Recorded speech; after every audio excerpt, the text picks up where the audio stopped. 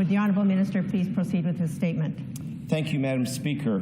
Bill 14, the Traffic and Transportation Modernization Act, will bring the management of Manitoba roadways and transportation systems up to date for 2018 and far into the future.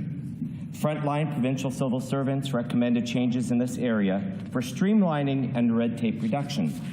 These proposed amendments are based on recommendations from municipalities, the Association of Manitoba Municipalities, provincial civil servants, and businesses.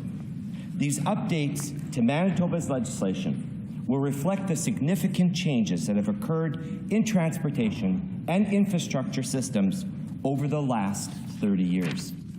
Some examples of what we are doing with this legislation include removing references to antiquated equipment, such as frost shields, which can now only be found in the Manitoba Museum. As well, we will remove the need for manual turn signals on vehicles.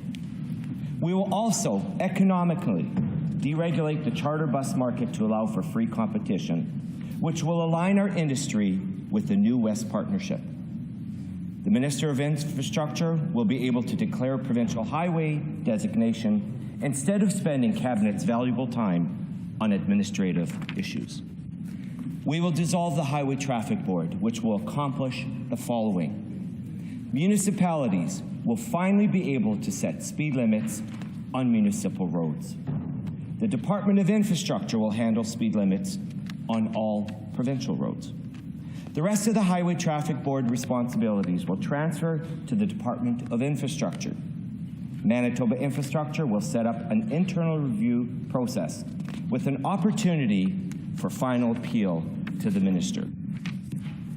Madam Speaker, the dissolution of the two boards results in the removal of over 2,500 regulatory requirements, which is a 50% reduction. Madam Speaker, that's just with those two boards alone.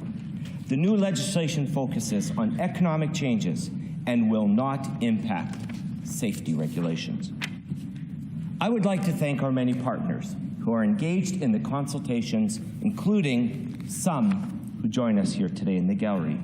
Martin Harder, Henry Borger, Ralph Groening with the Association of Manitoba Municipalities, Dennis Volkoff with the Association of Manitoba Municipalities, Terry Shaw with the Manitoba Trucking Association, Dan Mazur with Keystone Agriculture Producers, Kerry Minsky with Heavy Equipment and Aggregate Trucking Association of Manitoba, and Jonathan Alward with the Canadian Federation of Independent Business, as well as Colleen Sklar, Partnership of Manitoba Capital Region. This new regulatory framework will come into effect in stages over the next year as stakeholder consultations continue. We look forward to working with them after the legislation passes to update the regulations, policies, and forms impacted by Bill 14. Thank you, Madam Speaker.